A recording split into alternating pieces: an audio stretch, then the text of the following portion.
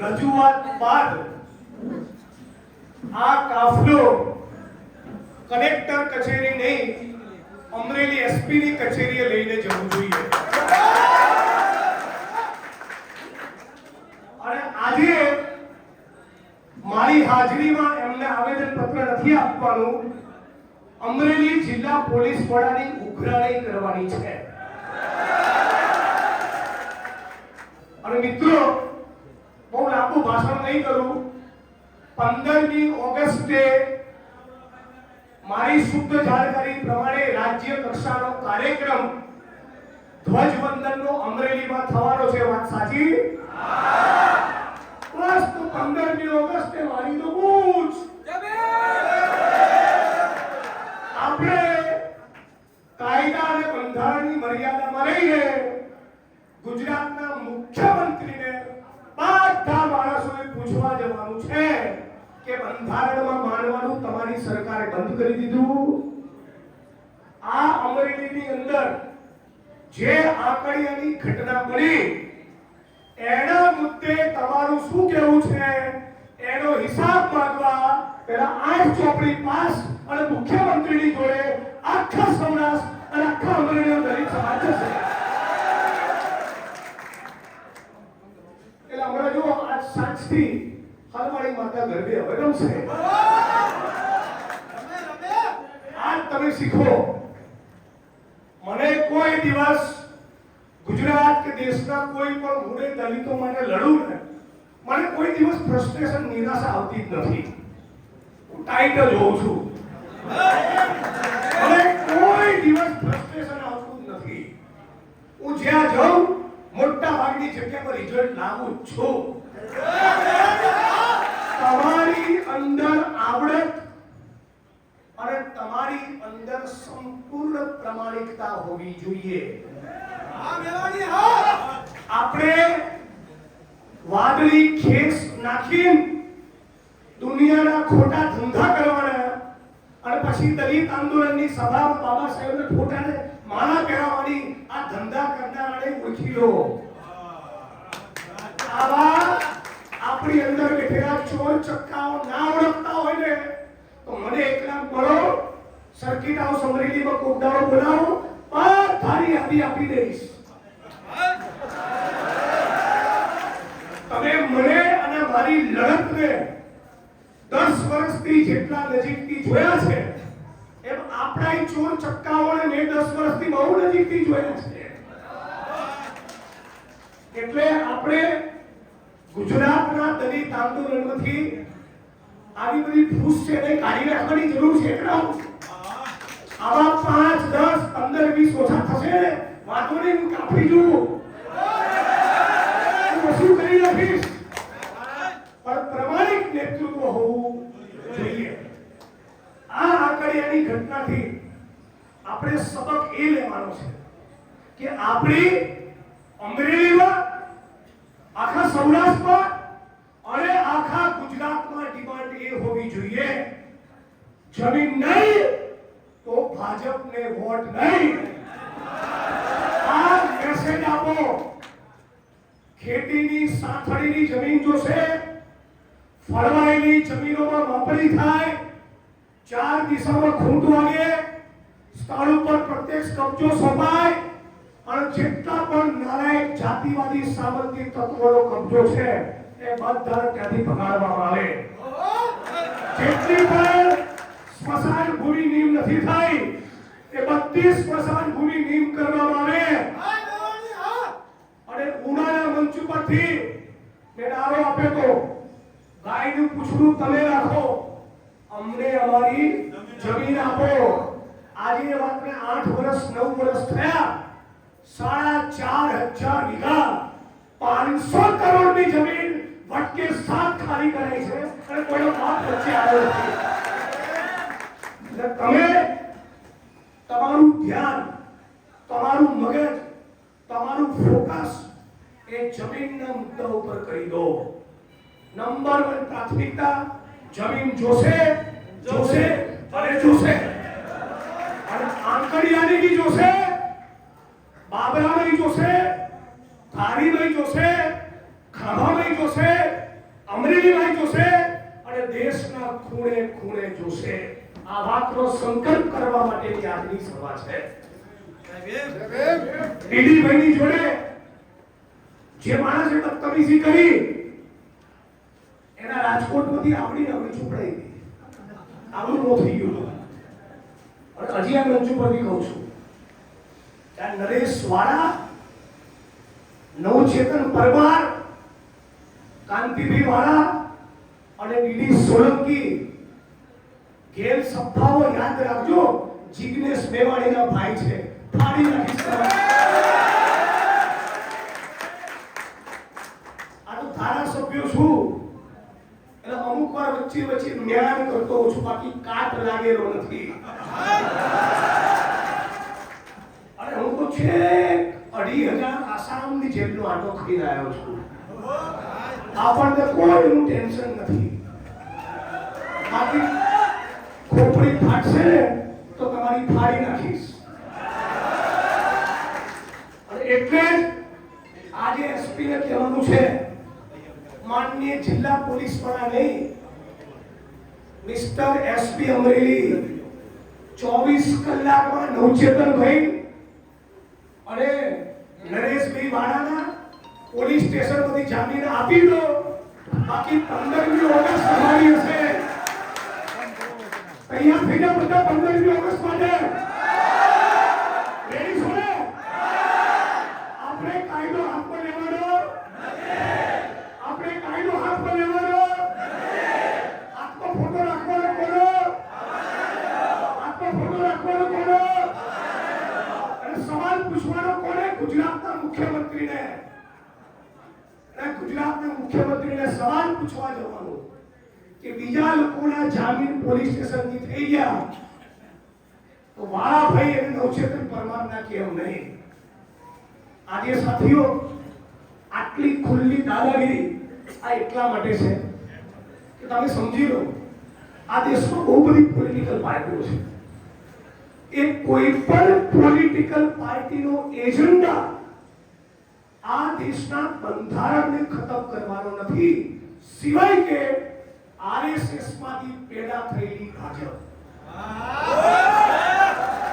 આ દેશમાં CPI CPM છે, સપા બસપા છે, કોંગ્રેસ એનસીપી છે, ડીએમકે આઈડીએમકે છે, બહુ બધી પાર્ટીઓ છે.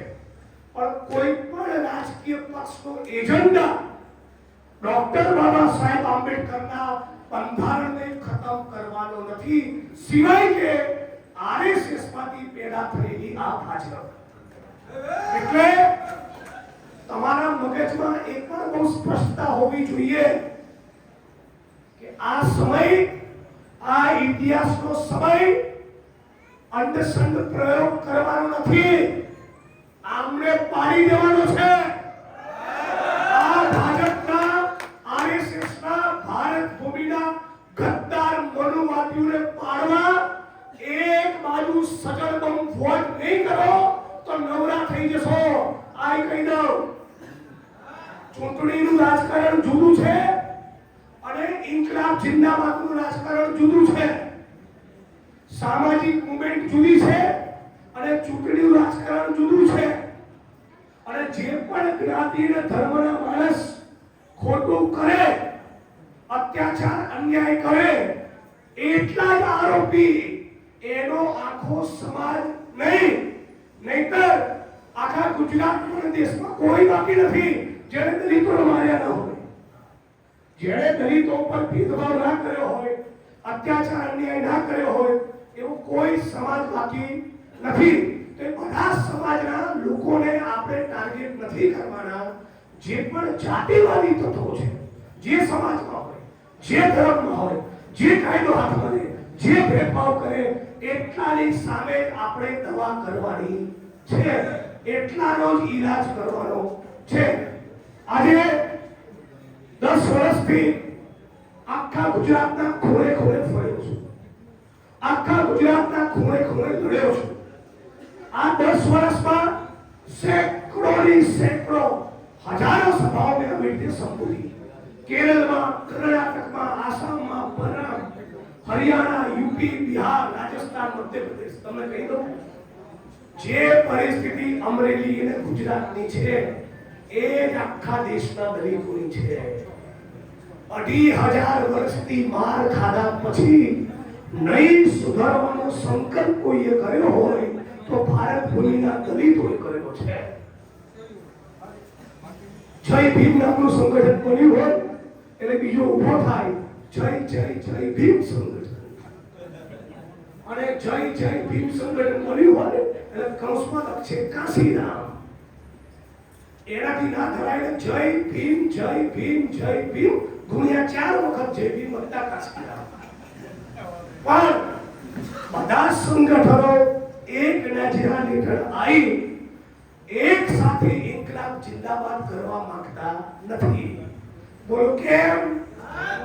એટલા માટે કે બધાને પિયોનો નેતા થઈ જવું છે.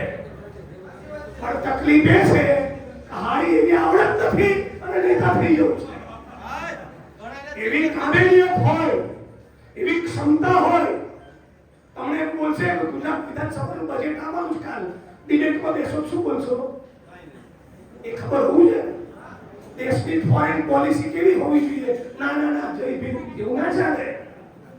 જય ભીમને બોલવું પડે, બાબા સાહેબનું જીવન ચરિત્ર વાંચવું પડે, ફૂલેનું ગુલામગીરી વાંચવું પડે અને ઇકોનોમીને બજેટમાં ટપ્પુ પડવો જોઈએ. એવી ક્ષમતા, એવી પાત્રતા, એવી લાયકાત અને એવો જીગરો પેદા કરો તો ગુજરાત તમને નેતા બનાવે, એમને ના બનાવે. આ વાદળી છે કેસ લઈને ખબર નાખી દો, નેતા ના થઈ જવાય. વગર સેનાના સેનાપતિ થવાય. કેવા? વગર સેનાના સેનાપતિ થવાય. એટલે મહેરબાની કરીને બધાને કહું છું, આખા ગુજરાતમાં અને દેશમાં ફર્યો છું. આપણી બધાની કેપેસિટી શું છે આપણે બધાને ખબર છે. આ કાર્યક્રમ કરશે ને એટલે કાલે સવારે 4 ફેસબુકમાં પોસ્ટ મારી હવે મૂકશે, એ આજે રાત્રે મૂકશે, એ કાલ સવારે મૂકશે. પણ બુદ્ધિના બળદીઓને ખબર જ નથી કે હું અમરેલીની સભામાં ના આવું તો 2 દાડા પહેલા કોટામાં મારી પાર્ટીની 10,000ની રેલી કરી નાખો. મારા માટે દેશમાં કાર્યક્રમો જ કાર્યક્રમો છે. તો મહેરબાની કરી આ ચૂંટ કરવાની, લપ કરવાની બંધ કરી દો. શક્તિઓ મર્યાદિત છે, માણસો ઓછા છે, પરિસ્થિતિ કપરી છે. લોકતંત્રને બંધારણ બનશે કે કેમ એવું સંકટ આપણી સામે ઊભું થયું છે. ત્યારે અંદરનું દોડ દાપણ બંધ કરી એક લાઈનમાં આવી જાઓ, જડબે સરાક ફાઇટ કરો. બાકી આજે નોચેતન મહિનો વાળો છે, કાલ જિગ્નેશ મહિનો આવશે, પરમ દિવસે ટીડી મહિનો આવશે, ચોથા દિવસે આ મહિનો આવશે. એટલે બધાને મોટા ભાઈ તરીકે, અનુભવી તરીકે, દેશ આખામાં ફરનારા ભાઈ તરીકે કહું છું, આ અંદરની લપમાં મજા નહીં. તમારો કુટલો વાળી કરશે તો મને આસામથી જેલમાં નાખતા હોય ને તમને મસળી નાખશે. આ સમજી લો. એટલે એકબીજાનો હાથ પકડી લો, એમાં જ મજા છે. ખોટી પ્રવૃત્તિ સાથે સંડોવાયેલા દલિત મુવમેન્ટના માણસોને પણ જાકારો આપતા શીખો. શું કહું છું? છેલ્લી લાઈન, ખોટી પ્રવૃત્તિ સાથે જોડાયેલા આપણી વિચારધારાની વાત કરનારા માણસોની પણ ચોકડી મારતા શીખો. નેતૃત્વ પ્રમાણિક, ચોખ્ખું, ઈમાનદાર હોવું જોઈએ. આ જો નહીં કરીએ તો પરિણામ નહીં મળે. બાબા સાહેબ આંબેડકરે જિંદગીના છેલ્લા દિવસોમાં પોતાના નજીકના સાથી દાદા સાહેબ ગાયકવાડને બોલાયા અને એવું કીધું કે 90% દલિત ગામમાં વસે છે. ત્યાં બધું શાંતિ રાખો. 90% દલિત ગામડાઓમાં વસે છે. આ ગામડાઓમાં વસનારા 90% દલિતો પૈકીના મોટા ભાગના દલિતો જોડે ખેતી કરવાની, ખેડવાની જમીન નથી. મારા ગયા પછી જમીનના આંદોલનને તમે સર્વોચ્ચ સ્થાન આપજો. 60 વર્ષથી વાલજીભાઈ પટેલ એ આ ગુજરાતમાં જમીન જમીન જમીન કરે છે અને આપણે નમો બુદ્ધાય, જય ભીમ, સમૂહનગર, તેજસ્વી તાલાનું સન્માન 14 એપ્રિલ, 6 ડિસેમ્બર, નમો બુદ્ધાય, જય ભીમ કાર્યક્રમ પૂરો. આજ કરીએ છીએ. અને એટ્રોસિટીની મેટર બને, ચલો ક્લેમ કરને આવેદનપત્ર આપવા, ચલો પોલીસ સ્ટેશનનો ઘેરાવ કરવા જવું જ જોઈએ. આત્મસન્માનની લડત લડવી જોઈએ. સૌથી વધારે હું જ કરું છું. પણ આપણા શિક્ષણનું શું? 93,000 સરકારી સ્કૂલો બંધ થઈ ગઈ. જાણો છો કેમ? ભાઈ પેલા મગનને બોલે એ પેલા મગનિયાને બોલે એમ કરીને ગામની ચોપાટ ઉપર મૂછોની રાવટી ચડાઈ મગનની જોડે કાયદાથી પ્રતિબંધિત બે શબ્દો લગાડતા હતા જોડે. મગનિયા એને બોલાય.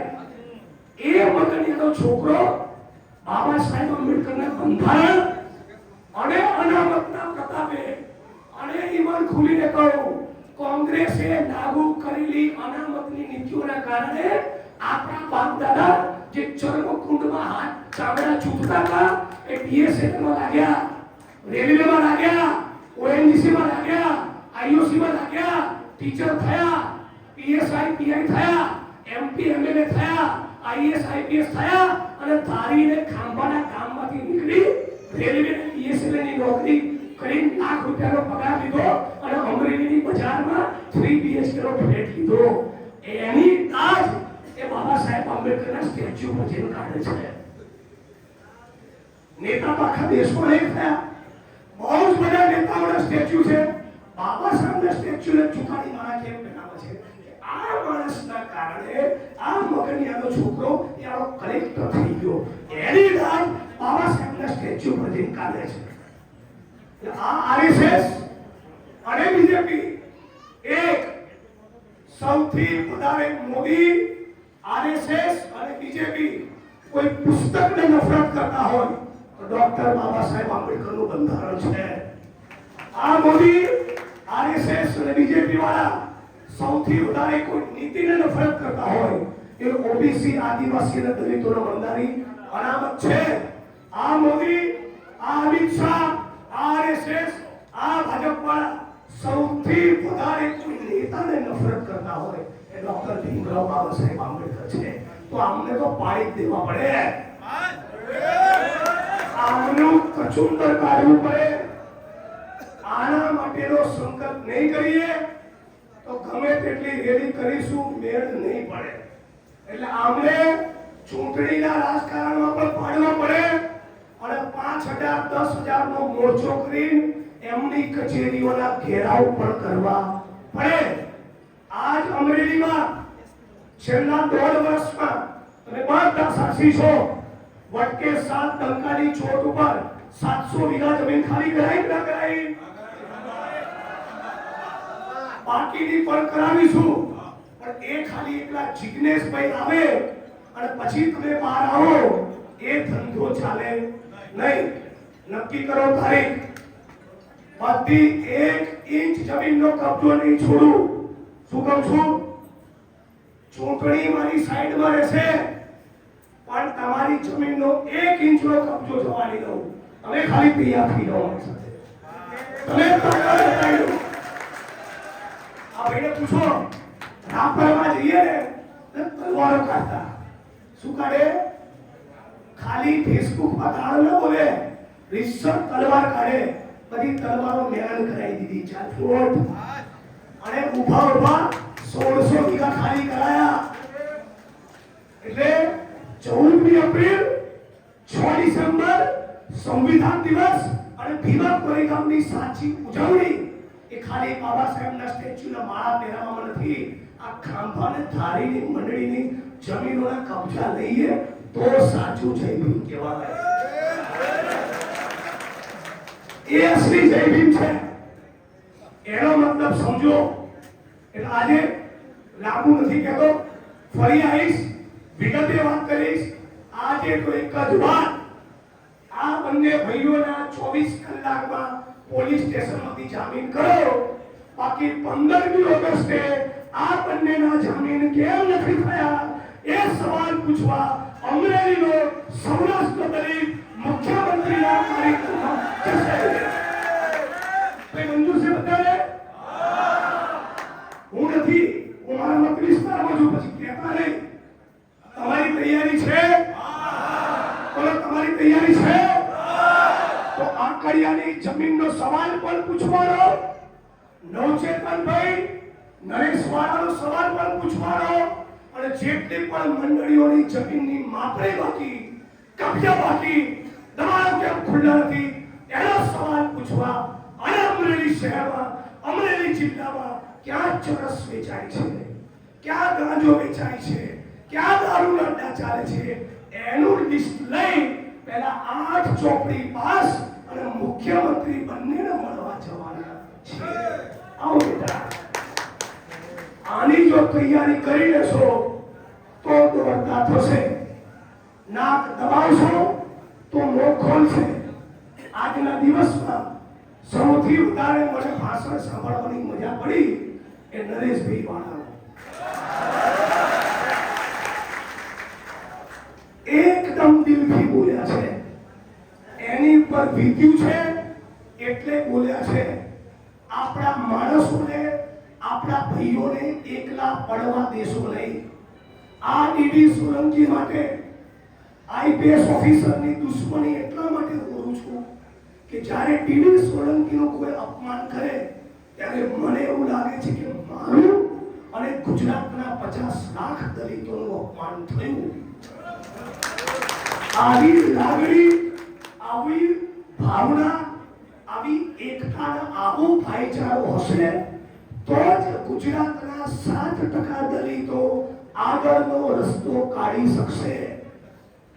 આપણે ગુજરાતમાં પશ્ચિમ બંગાળની જેમ 24% નથી, હિમાચલ પ્રદેશની જેમ અહીંયા 23% નથી, યુપી અને બિહારની જેમ 22 અને 18% નથી, પંજાબની જેમ 33% નથી. તો ગુજરાતની રાજનીતિ અને કેરળની રાજનીતિ દલિતોની અલગ હોય, એનો પણ ટપ્પો પડવો જોઈએ. એ પ્રમાણેનો રસ્તો કાઢવો પડે. એટલે લાખ વાતની એક વાત, 24 કલાકમાં પોલીસ સ્ટેશનથી આ બંને ભાઈઓના જામીન અને 15મી ઓગસ્ટ બાદ કોઈ પણ કનડગત નહીં થાય એની પોલીસ પ્રશાસન તરફથી ગેરંટી. બાકી 15મી ઓગસ્ટે અમે મુખ્યમંત્રીનું સ્વાગત કરવા જવાના. આમાં કેટલા લોકો મંજૂર છે? હાથ ઊંચો કરો. રેડી? જય ભીમ. નરેન્દ્ર